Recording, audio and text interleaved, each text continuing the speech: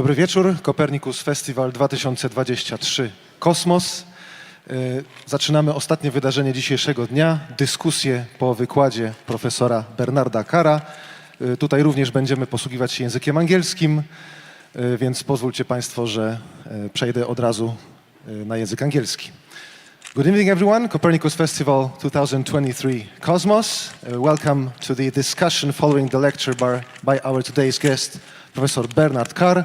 I will not introduce him again, but he's a professor of mathematics and astronomy, and after his lecture we all have lots of questions that we would like to ask him, and as I promised, I will give you the opportunity to ask questions, but first let us begin.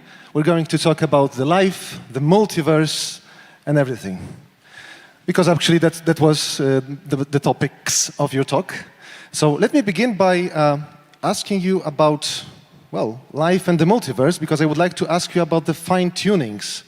What exactly are those fine-tunings? Can you give us some examples and explain why are they so fine and what they have to do with life? Okay, and I could, in theory, I had a series of slides on the fine-tuning, and in principle I could show those slides, but I don't think that's appropriate because I've already overshot my time. So I'll just talk to you in words. The evidence for the fine-tuning, first of all, there are different sorts of versions of the anthropic principle. Now, what's called the weak anthropic principle says that there are only specific places and times in the universe where we can exist. A famous question, for example, is why is the universe as big as it is? I told you the universe began with a big bang, 14 billion light years away. And you might ask, well, why is the universe 14 billion light years in size?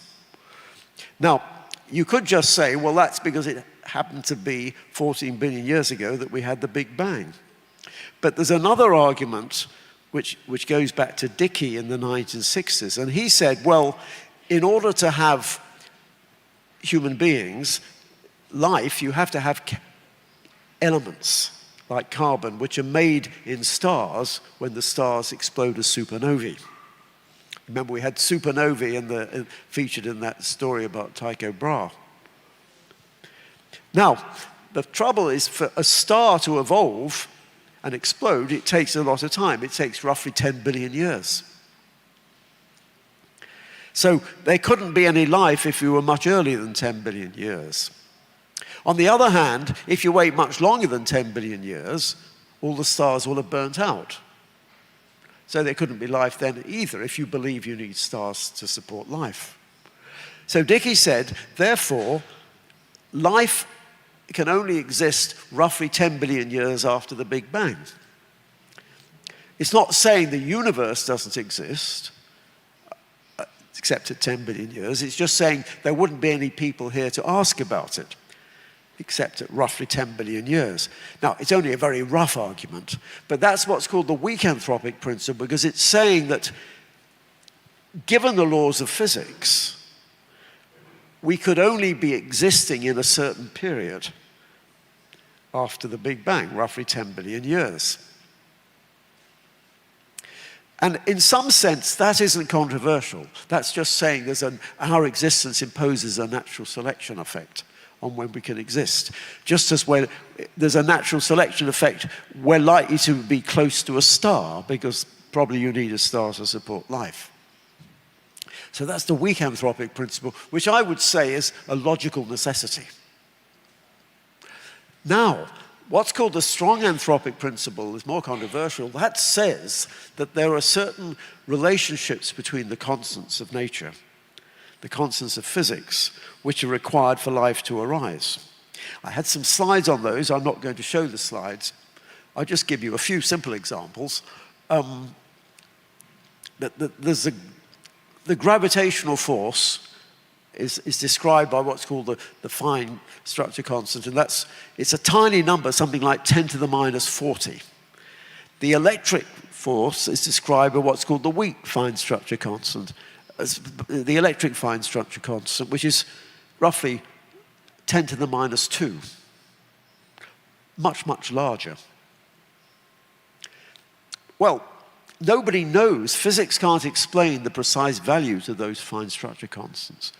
But it turns out that you have to have a relationship between these two dimensionless constants. Alpha G, the gravitational fine structure constant, has to be the 20th power of alpha in order to have the types of stars you need to produce planets and supernovae. It's a very technical argument.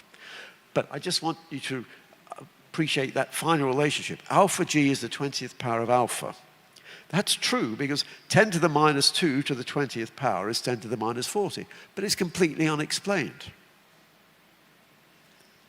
The only reason you have supernova is because when the star collapses to form a neutron star, it generates neutrinos, and the neutrinos interact through the weak interactions with the envelope of this star and blow it off. That only happens because there's a remarkable tuning between the gravitational fine structure constant and the weak fine structure constant, which is 10 to the minus 10. And that says that alpha G is the 4th power of alpha W.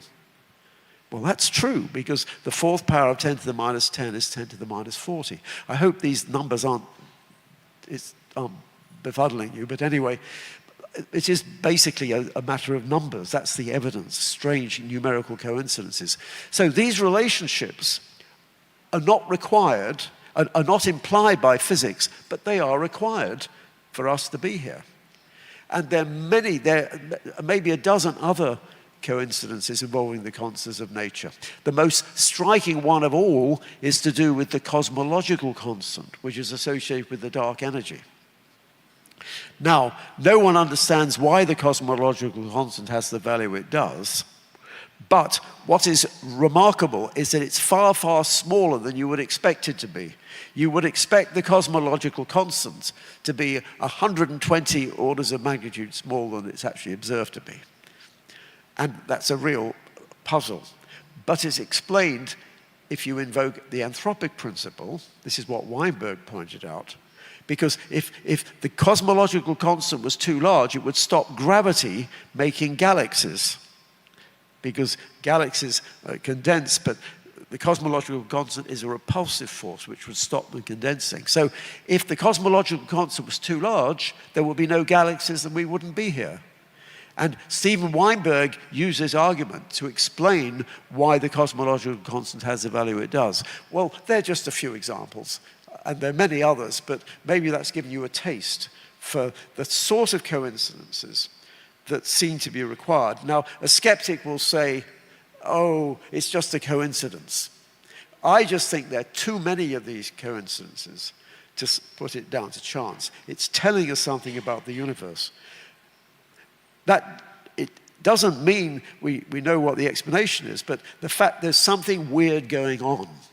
And it's true that physicists don't want to invoke anything too philosophical or theological because that's not compatible with physics. But that's why people have really jumped onto the multiverse, because the multiverse, although it's controversial, the multiverse comes out of physics. It's a prediction of some cosmological models, and it's a prediction of some particle physics models. It's a prediction, for example, of inflation, but it's also a prediction of string theory with the string landscape.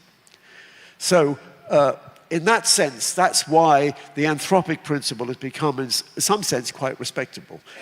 When Brandon gave his talk about this 50 years ago, most physicists were very skeptical. They said, this is philosophy, this is theology, it's nothing to do with physics.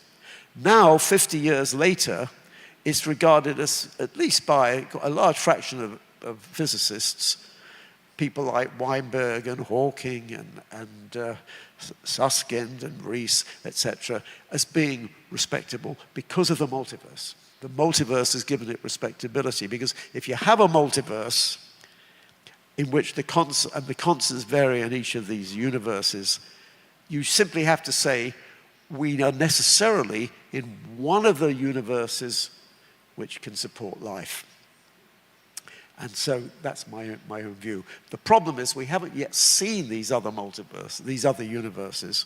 And so people say, therefore, it's not proper physics. its theory. And that's true, it's a valid criticism, but I take the view that we may eventually have observational evidence for the multiverse. Until then, it's sort of in the borders of physics and philosophy. Okay, so with us on stage is Professor Sebastian Szybka from Jagiellonian University, who told me that he is actually very skeptical about multiverse. Is that correct? Yes, so I'm one of them. I mean, the people who are skeptical about multiverse. But you already mentioned that. I mean, that in physics we need evidence, observations, and verifications. And maybe I will formulate this in this way that the full story, because you said that there were very many crazy ideas in physics, people didn't believe in it, and then finally it turned out that it's true. But the full story, you took part in this Copernican Congress, and there was Professor Helge Krach, and he wrote a very good book on failed theories of everything. And when he gave examples that in the history of physics, there were many theories that people believed that they were correct, but finally they didn't have the experimental verification. And so, I mean, so there is like a maybe selection effect that we physicists, but also people in schools, we learn about theories that were successful. And then there is a lot of theories that turn out that simply they do not work. So for me, this experimental verification is like or observational, very important part. But I understand arguments, I mean, like mathematical arguments. That's true. So that's one of my comments. The second comment is that because in this picture you have mentioned the M theory, string theory, and so on, they are not confirmed. Inflation is not all cosmologists still believe in inflation. Roger Penrose, for example, he did not believe in that. And there are known examples from older physics, like the problem of the sun, why the sun is shining. Why? Sun is shining. I mean, this is first astronomical observation that if you look at the sky, the sun is shining. And people didn't know why it is shining because we didn't know about nuclear fusion. So 100 years ago, they still didn't know why it's shining. And there was like, you know, within the conventional physics, Kelvin-Helmholtz mechanism. People try to explain this. But in fact, to explain this basic fact, the new physics was needed. So it seems for me that maybe some problems like these problems that are supposed to be solved by inflation and other things, I mean, this is just the problem of the initial conditions that came from the Big Bang. So you have general relativity, it predicts that it will fail, and it fails in the Big Bang. And then if you would know how precisely the Big Bang looked like, then maybe you can calculate this constant of nature, as Einstein believed that, you know, that there are no free dimensionless constants. So the fine-tuning in terms of this effect that some constants are necessary for life, maybe it's not needed. I don't know. So what do you think about such point of view? Well, first of all, I would like to say thank you for those comments, because although I'm obviously an advocate of the multiverse and the anthropic tunings, I hope I've made clear that this isn't a majority view. It's always been a controversial topic. When the field started 50 years ago, it was a tiny minority of people who took these ideas seriously. What I was arguing is that now the field, it's still very, very contentious, and I've not done a survey, but certainly maybe 50% of physicists now are prepared to talk about the anthropic principle. But it's certainly true that there are lots of people who don't. And so I think this panel is probably a good representation of, I'm not quite sure where Thomas stands on this, but it's probably a good representation of the field as a whole. Now, as regards your specific comments, if I can remember them, first of all, you're correct in that you have to have experimental evidence. And the criticism of the multiverse is simply that we don't have experimental evidence for the other universes. The only evidence, if anything, is the indirect evidence of the fine-tunings. I mean, I would say the fine-tunings is in some sense indirect evidence that you might need a hypothesis like the multiverse, but it's not direct evidence, of course, of the multiverse. And by definition, these other universes, because they're beyond the horizon or even in a different space or whatever, people say, not only can we not see these other universes, we never will be able to see the universes. Therefore, it will never conceivably be part of physics. And for example, I've had debates with George Ellis, another, he's an eminent cosmologist, and he says, well, I'm quite prepared to believe in the multiverse, but I think it's philosophy, not physics, because there's no way we can actually falsify the theory. In fact, the theory in some sense can explain anything. And so he says it doesn't have any value. Now, I only disagree. I partly agree with him. I agree that's the state at present. So I always say, well, the multiverse is on this border between respectable cosmology and philosophy. I call it metacosmology, because metacosmology are those areas of cosmology which come out of theory, but there's no data to support them. And the only question is, if we wait long enough, will we get evidence for the multiverse? Now, I argue in principle there are ways of getting evidence. People talk about, we talked about the microwave background sky, and in principle there might be signatures in the microwave background sky of collisions with other universes or something like that. There isn't such evidence at the moment. I talked about, very briefly, about wormholes. If wormholes exist in relativity, why shouldn't you be able to go to another universe? So it is in theory possible that there may be evidence for these other universes, but it's also possible there may never be evidence. So it's a perfectly legitimate concern. Now, the other argument I give is, well, even if we can't see the other universes, they are predicted by theories which we may be able to test. So, for example, if M theory predicts the multiverse, I can maybe prove M theory. But the problem with that is that there's no evidence for M theory either at this stage. And so, again, one would like to think there would be eventually. The trouble is that the accelerators can't get up to the energy which will be required to test M theory. So I would only say that at the moment we just don't know that whether or not the evidence will come. But I live in hope that the evidence will come, because you get this feeling that so often the people have said, the scientists have said, this will never be part of science because we'll never have the evidence, because they didn't realize what possible evidence there could be. I could conceive of evidence which could arise to support the multiverse, but I can't be sure it will arise. So, and all I say is one has to be patient. I mean, I think when people like Lee Smolin wrote his book, for example, The Trouble with Physics, he's saying these ideas are worthless because they've not provided any testable technology, for example.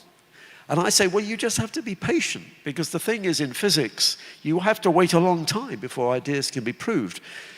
Gravitational waves were predicted by Einstein in 1916.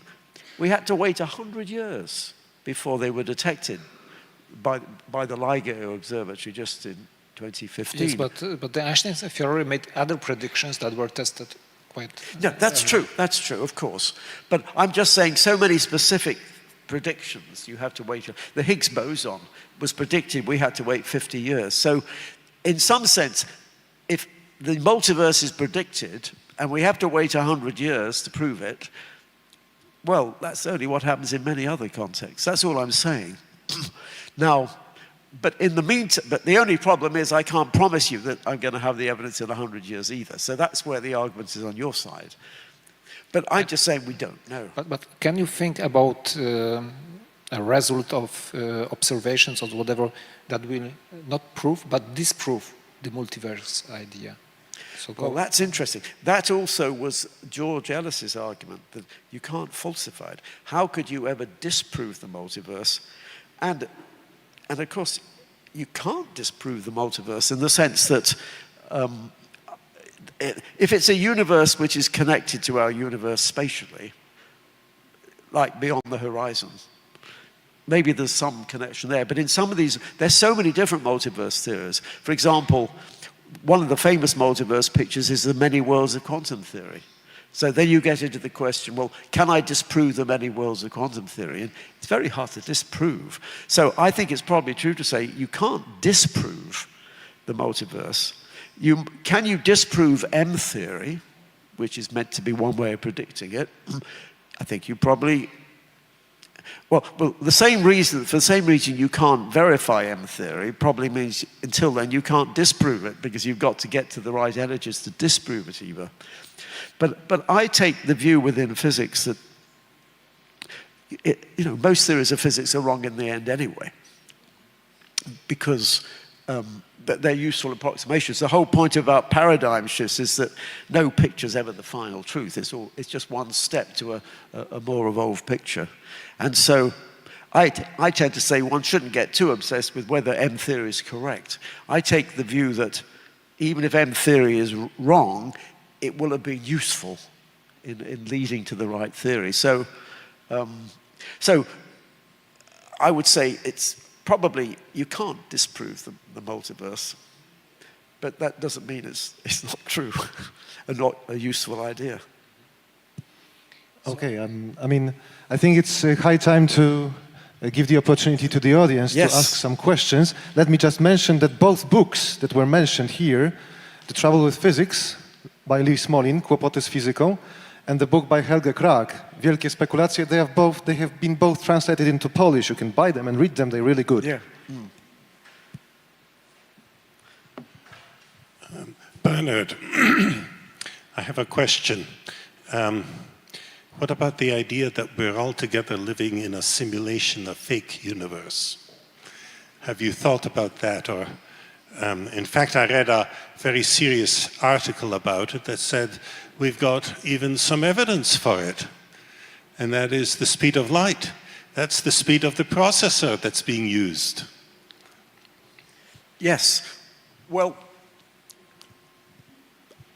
it's true. I mean, this has been quite a popular idea. Even in my multiverse book, there is a chapter on the possibility that we are a simulation. And the question, but I'm trying to relate that specifically to this idea of the anthropic principle and the role of mind.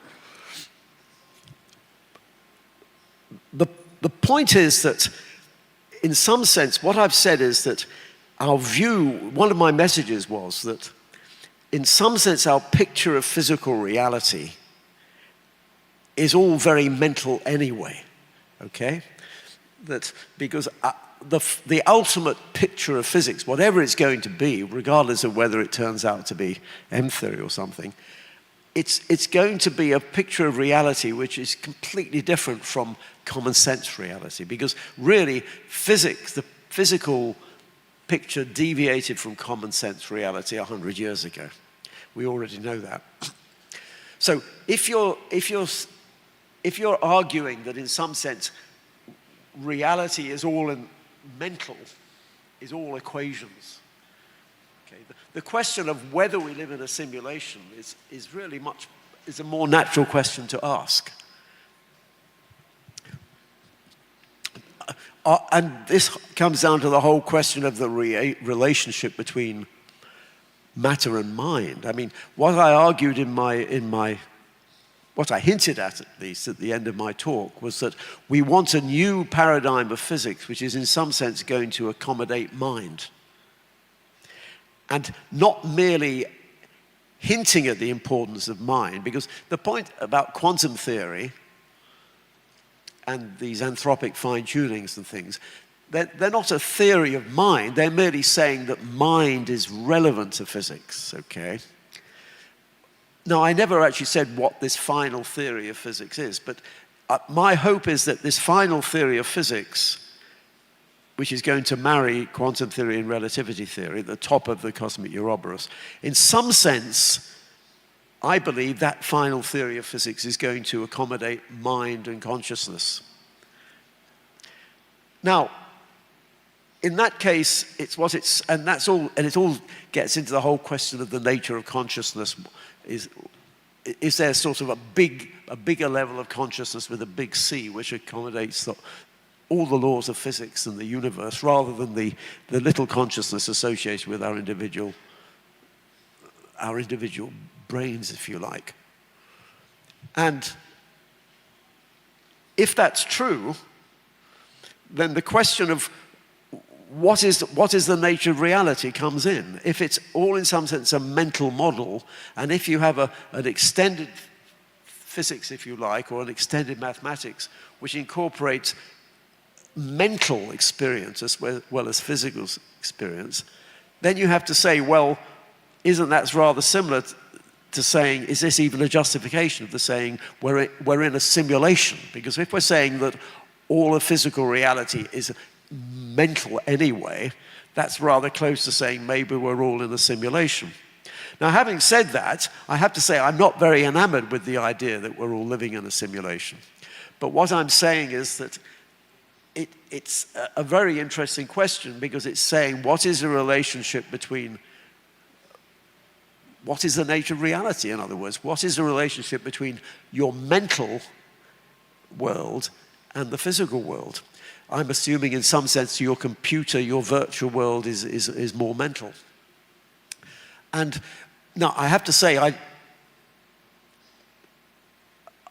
I don't particularly like the idea that we are all a simulation, but I can believe in some sense that the physical world is a creation of mind, but mind with a capital M, you know, not our individual minds. That I like to think that besides our individual consciousness with a little c, there is maybe a broader consciousness with a big C which underlies all of existence.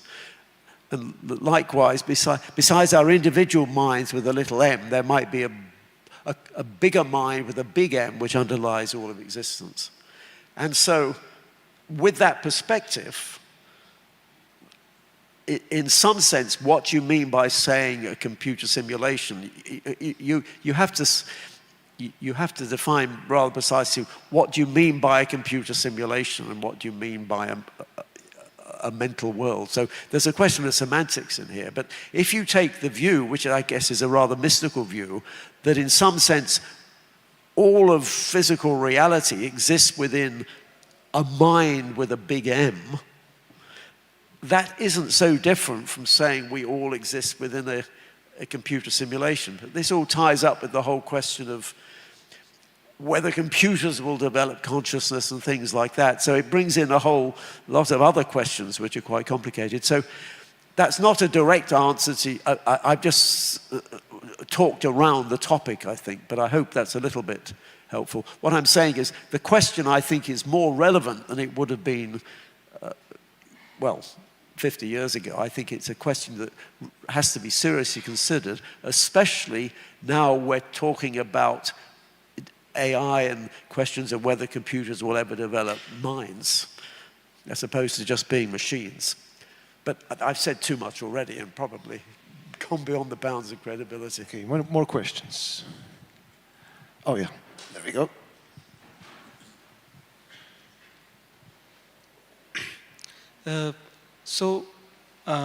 Thank you for your fantastic lecture. Actually, the interview, what happened earlier was in Polish and I could not understand Polish, so sorry for that. But otherwise, my question is, so the day the Copernicus work was published, okay, we actually had started taking out man from the center of the universe, or the idea of the universe.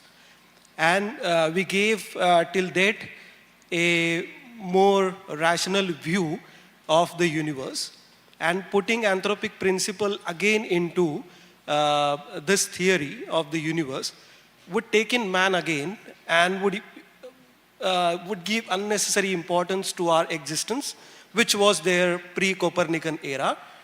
And do you think that that risk would actually shatter what we had done for all these 500 odd years? And also, from biological point of view, because I belong to biology and I really understand very minute things from physics, like minor things.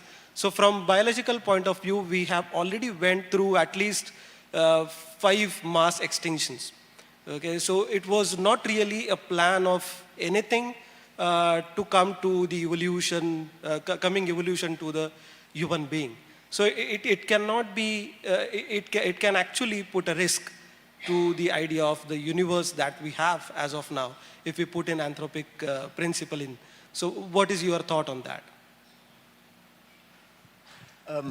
I have to say, I didn't catch all of your comments, so maybe I think I understand the gist of what you're saying, but I didn't quite catch the relevance of the mass extinctions. Thomas, could you... So the relevance of mass extinction was that if the plan would have been that the human mind would someday look at the universe, okay, there would not have been any mass extinction. Why would the nature go through all these risks of losing that much things in the way and giving rise to us and whatnot, like in paraphrase? Okay, yes. In fact, we had a similar question to Michael Heller yesterday, which was, if one believes in the anthropic principle, what does this mean if life gets wiped out? You know, because after all, life could get wiped out on Earth by an asteroid or a virus or nuclear war or whatever. Well, and his argument was that, well, first of all, we shouldn't focus too much on human beings.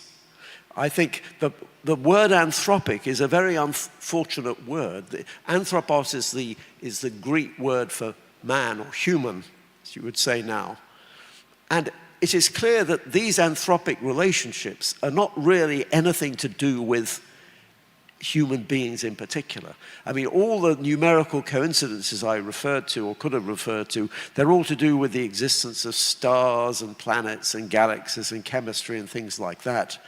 But actually, they're not really specific to humans at all.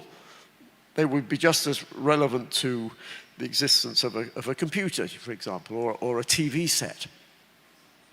So, and Brandon Carter himself says it was a very bad term, the anthropic principle, because it implies we humans are special. And that wasn't his intention at all. Michael Heller was saying yesterday, it's not humans, it's life in general which is important, rather than any specific form of life. So really the question is, I think people who interpret the anthropic principle as being relevant to humans in particular, I mean, that's a rather arrogant view. It's implying that we are in some sense the peak of creation and that the universe exists for us. And I don't think that's correct. From my perspective, the anthropic principle, I prefer to call it the complexity principle, merely says the universe is tuned so that eventually you build up a pyramid of complexity which results in some form of awareness or consciousness. But that is not specific to humans at all. And so from that perspective, it doesn't really matter if all of life gets wiped out by an asteroid on the planet Earth. I don't regard that as being incompatible with the anthropic principle, because in any case, I don't personally give it a sort of teleological perspective in the sense that we are here with, you know, life has developed on Earth for the specific purpose of producing us. I personally don't take that view, but I do think from a cosmic perspective, the universe is tuned for maybe consciousness to arise. We don't quite know what it's tuned for. People disagree about what the selection is for. Is it for consciousness or for life or for something completely different. But at least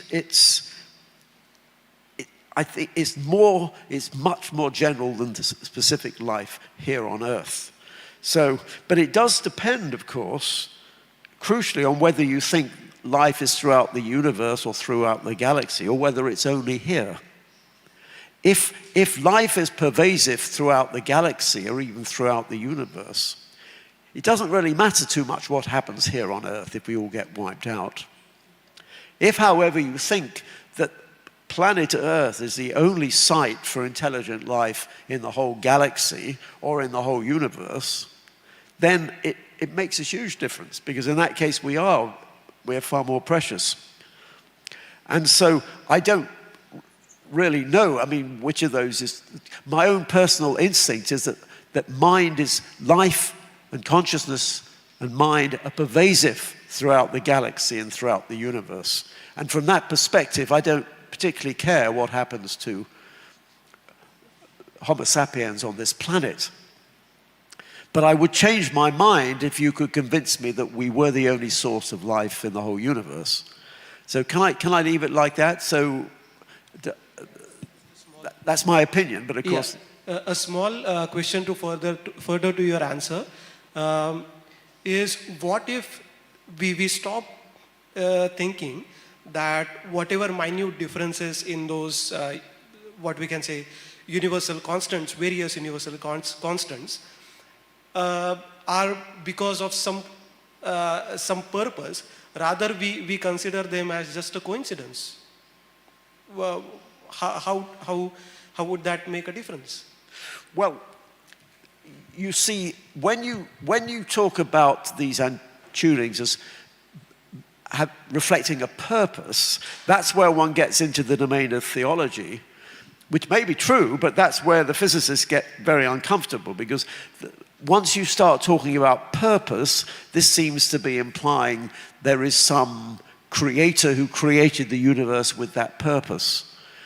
And the point about the multiverse is that you don't have to have a purpose. You just have to say you've got these large number of universes with all the constants which are have random values. In some of those universes, the constants will be rife for life, and it's a natural selection effect that we will be in one of the universes. So that doesn't actually require there being a purpose. I always give the analogy of the lottery ticket. You buy a lottery ticket, and a million other people buy a lottery ticket. You win, and you win $1 million. And you think, well, this is a miracle. I have won $1 million. I'm chosen by God or whatever. But we all know that actually 1 million other people bought these lottery tickets, and somebody had to win. It just happened to be you. But the difference is, therefore, you're not saying, I've won because God wanted me to win, I'm special. I won just because of the laws of chance. So when we talk about the multiverse, one is really contrasting that with any idea that the universe is being created with a particular intention. Actually, I don't mind. I think you can have both God and the multiverse. I don't see why God can't create lots of universes anyway, but I'm just saying that one tries to steer clear of the teleological type arguments from a physics perspective. But on the other hand, you know, if you believe there is big mind, underlying everything is big mind, that in some sense the universe is mind, then the question is, to what extent do you identify mind with a big M to what some people would call God? Once you do that, you've got this concept, well, maybe there is an intention behind it all. So I'm not saying there isn't an intention. I'm just saying from the perspective of mainstream physics why one tries to avoid going in that direction. Thank you. Okay, we have more questions. Yes. Hello. I'd like to ask about the consciousness with the big C, consciousness with the small c, and the collapse of a wave function. Yes. The previous talk inspired me to ask about it because Eugene Wigner was mentioned in it, and he believed not only that the consciousness is necessary for the collapse, but also that is let's say, a threshold on the level of consciousness above which the consciousness is capable of collapsing the wave function. For example, a human can, but an ant can't. And because it's more of a, what's your opinion on the subject question than, well, any factual-based thing, I'd like to ask for the answer from all three of the participants.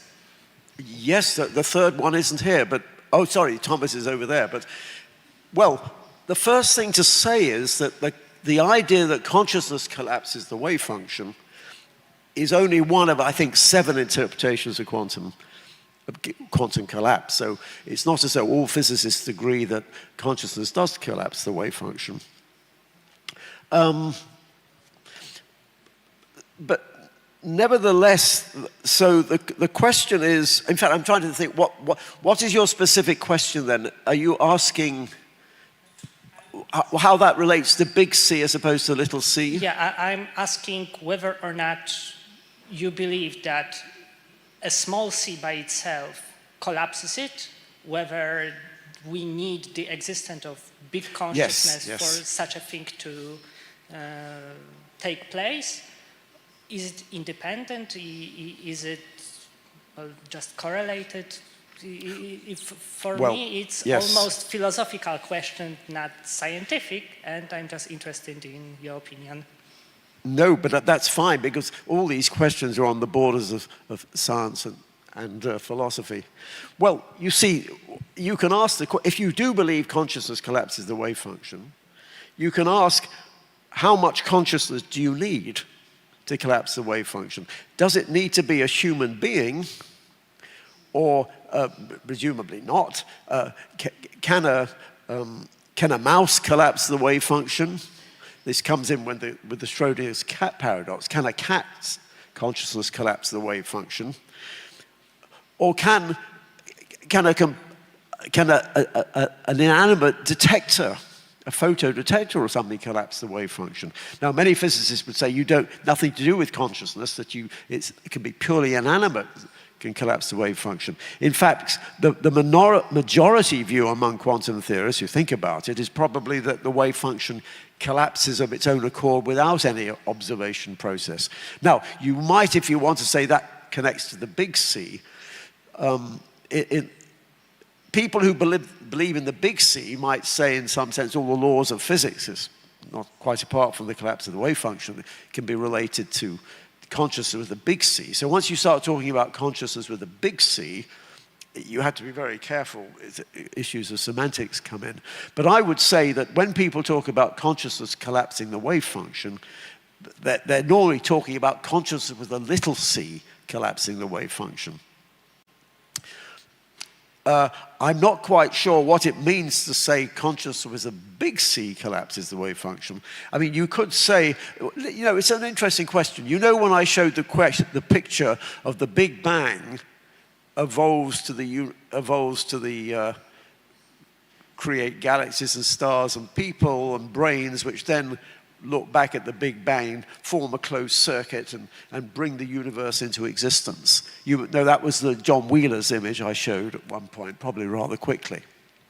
Now people say, well, that's crazy, because if you're saying that it requires consciousness to collapse the wave function, are you saying the universe didn't exist before human beings appeared? Because after all, human being has appeared very late in the cosmic evolution. The Big Bang was 14 billion years ago. Human beings only arose about 1 million years ago. So are we really saying that there was no universe before human beings were born? Now that sounds crazy. But what I would say is, in that context, if you're going to push that model, you have to say that it's not individual consciousness with a little c, which is collapsing the wave function. You would have to say that it's the consciousness with a big C which is collapsing the wave function. So your question makes a lot of sense in that context, because in that argument I would say you do need consciousness with a big C.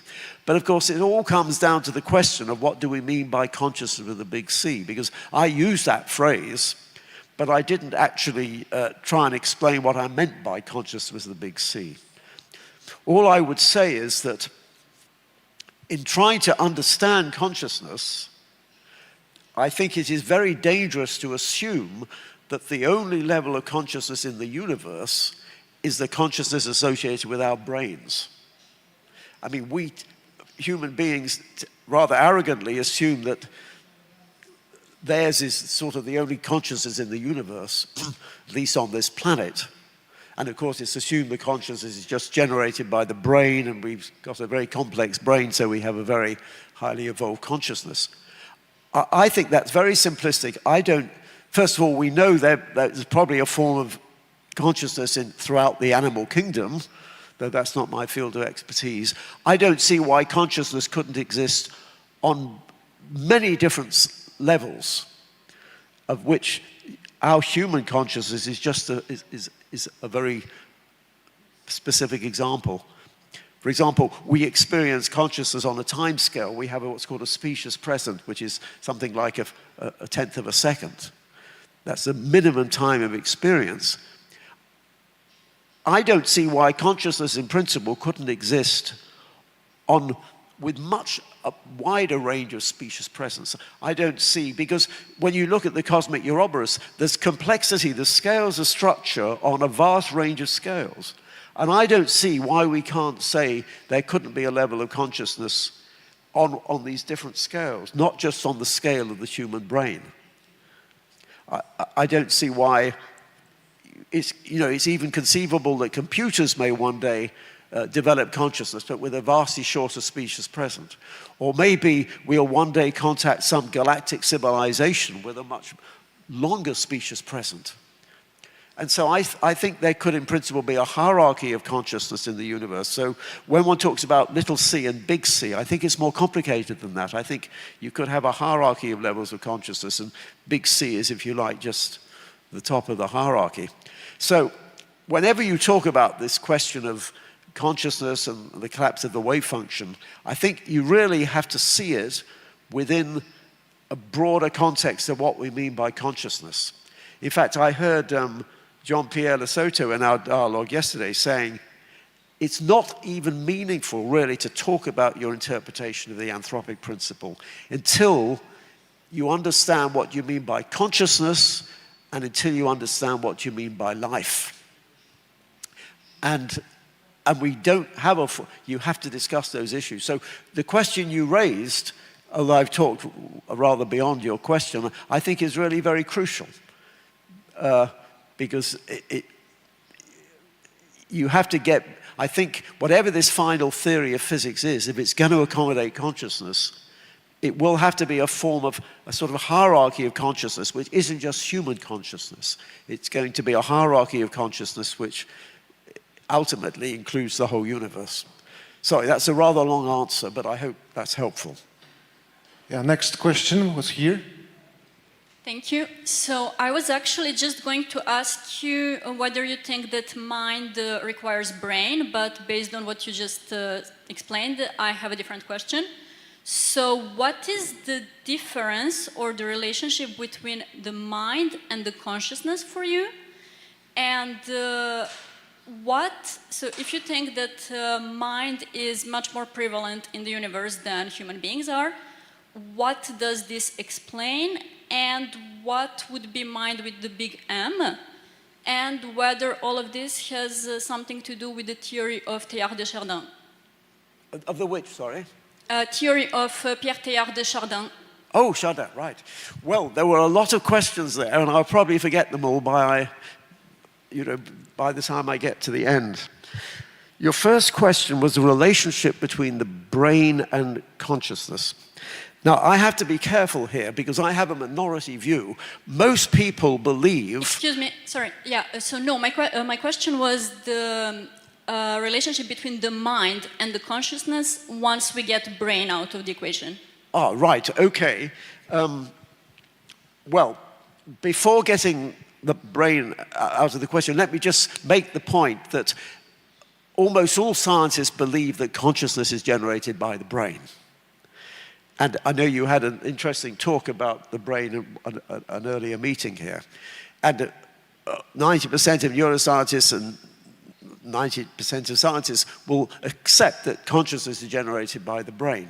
The brain, in some sense, is the culmination of complexity, if you like, in terms of my, what I call the pyramid of complexity. I have to say, I don't favor that view, because there's clearly a correlation between what goes on in the brain and what goes on in our conscious experience. But that doesn't mean that the consciousness itself is generated by the brain. And the irony here is that it's almost universally accepted that the brain generates consciousness, first-person experience, but nobody has the foggiest idea how the brain does that. Because the whole, certainly from a physical perspective, physicists don't even begin to address the issue of first-personhood, because physics is to deal with the third-person perspective, not the first-person perspective. However, there's another view, which of course is a minority view, which was put forth by Bergson and philosophers like that, which says that the brain is a filter of consciousness. That's to say that consciousness is merely, the brain is a channel of consciousness rather than a generator of consciousness. Now, obviously, that is not a popular view. It sounds very mystical. It's saying that it's presupposing there is consciousness with a big C. There is some sort of, if you like, cosmic level of consciousness which can perceive the world through a brain or any sufficiently complex system to generate consciousness with a little c. But I have to say, I'm very wary of talking about this, because among physicists, this idea is probably crazy. I mean, even more crazy than the anthropic principle, even more crazy than higher dimensions. But it just happens to be the view which I personally find rather attractive, that the brain is a filter of consciousness rather than the generator of consciousness. So I hope that won't make me be too unpopular. However, now you get on to your second question, which is what's the relationship between consciousness and mind? Well, of course, all these terms like consciousness and mind can be, defining them is very tricky, because consciousness is so fundamental that you could argue for hours what do you mean by conscious. People do. They spend their lives writing about what we mean by consciousness and what we mean by mind. Consciousness is so fundamental that it's really rather hard to define. But I make a big distinction between consciousness itself, my awareness, my first personhood, and the contents of consciousness. And to me, that is really rather crucial, because explaining the consciousness is one thing, but when I talk about expanding physics, I'm talking to accommodate mind. I'm talking about how it can be expanded to accommodate the contents of consciousness. And I don't have time to go into the details, except that I think that whatever your view of mind is, it requires some form of space, because all our mental experiences, even our normal mental experiences like the phenomenal world and memory and dreams and things, all require some form of space. So when I'm talking about mind, I'm talking about the fact that you need some sort of space, and that space has somehow got to relate to physical space. Consciousness itself is more fundamental, and consciousness itself is to do with time, because the key feature of consciousness is an experience of the passage of time. So the contents of mind is to do with space, but the experience of consciousness is to do with time. And the point I always make is that within relativity theory itself, there is no passage of time. Because in relativity, you've got the block universe where past, present, and future coexist. And we know that works very well as a description of the physical world, but there is no passage of time in relativity theory. Nor is there a passage of time in quantum theory. There's a bit closer to a passage of time because of quantum collapse. But to me, what this says is that if you're ever going to have a theory of physics which is going to accommodate consciousness, It's going to have to go beyond relativity theory and quantum theory. But that doesn't bother me because we already know our final theory of physics has got to go beyond quantum theory and relativity theory. That's what this theory of everything people are looking for is all about. So what the idea that this final theory of physics is going to accommodate consciousness and the passage of time is obviously ultra speculative. It may all be nonsense. But on the other hand, it is a view which eminent physicists like Roger Penrose also push. Roger also says that he thinks physics must in some sense expand to accommodate consciousness. So again, that's rather a long answer, but to me the difference between consciousness and mind is to do with its relationship between time and space. But you're going to have to go beyond current physics in order to talk about either of those things. So again, that's rather a long answer. I'm not sure if I've even... Oh, you asked also about Teilhard de Chardin. Once you believe in the existence of consciousness with a big C or mind with a big M, obviously you're talking in the sort of language of Teilhard de Chardin, which is implying that... But again, that's going in the more mystical, religious direction, where you're arguing. The question is, if there is a cosmic mind, is it evolving? And what is the nature of the evolution of the universe? And that even gets into questions of spirit, and I think that's probably a taboo subject here. Talking about mind is itself a little bit controversial, but I've obviously avoided getting into more mystical or theological issues for the purpose of this meeting, but I have to say I'm interested in those issues too, because to me I'm interested in both matter, mind, and spirit, all three of those things. And I think all of them are important, and I think in some sense I like to connect all those three worlds. But tonight I've only spoken about the world of matter and the world of mind, and I've tried to argue that matter and mind are really not as disjoint as you think, because ultimately the more you think about matter, the more you find it's mind-like. When you talk about de Chardin, you're talking about spiritual things, and that's another lecture. I've already spoken long enough, but it's an important question. Okay, we have time for one more short question. Yeah, I have a question for Professor Szybka, and I would like to ask, I'm not sure I remember the concrete formulation of the question previous about consciousness and collapse of wave function, and I would like to ask Professor Szybka about, on this topic, what does he think? So, I mean, do you hear me? Yes, you hear me. So, I mean, this is the problem that counts as a problem of interpretation of quantum mechanics. So it's a very tricky problem, we have to say. And of course, this is one option, that consciousness is important here.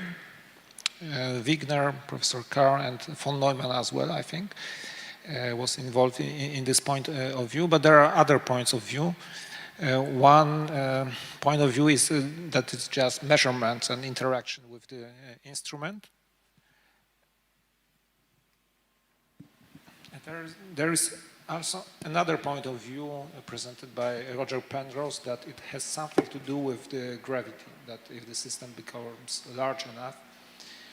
So, I mean, I don't know, I have to say, because the problem of interpretation of quantum mechanics is unsolved. I mean, the question is, because maybe I will just redirect this question to you, how to distinguish these things. I mean, because you won't say that we should include consciousness.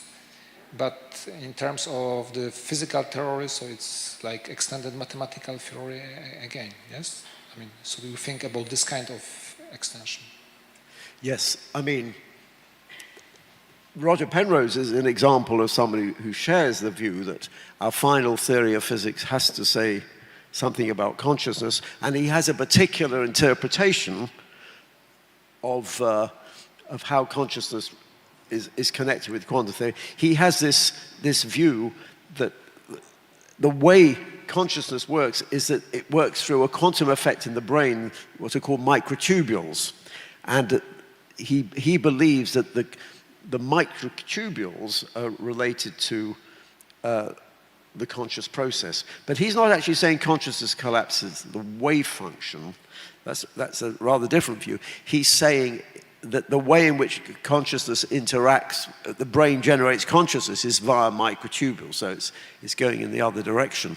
But that's a sort of technicality. The point is, he does also take the view that our final theory of physics, that's to say the marriage of relativity theory and quantum theory, may have something to do with consciousness. Now, when I say the final theory of physics, that's also to do with what we call quantum gravity, because quantum gravity is the theory which is going to marry up quantum theory and relativity theory.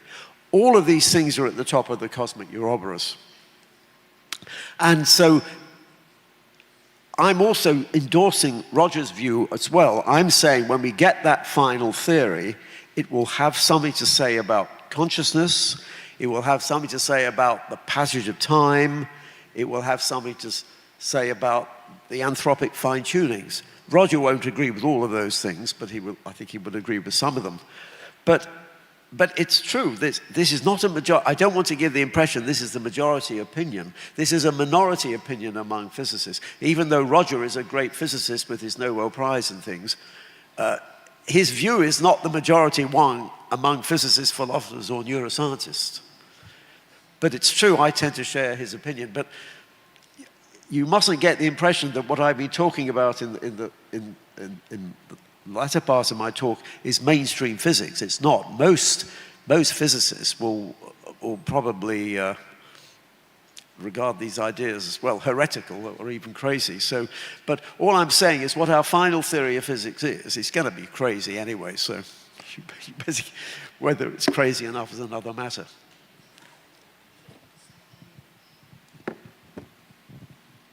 Okay.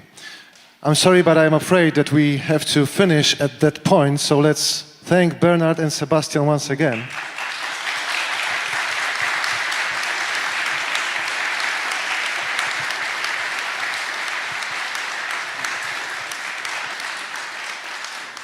When I listen to all those questions and to your answers, all I'm thinking is, where will physics be in the next 50 years when we meet here in the 60th edition of Copernicus Festival, hopefully.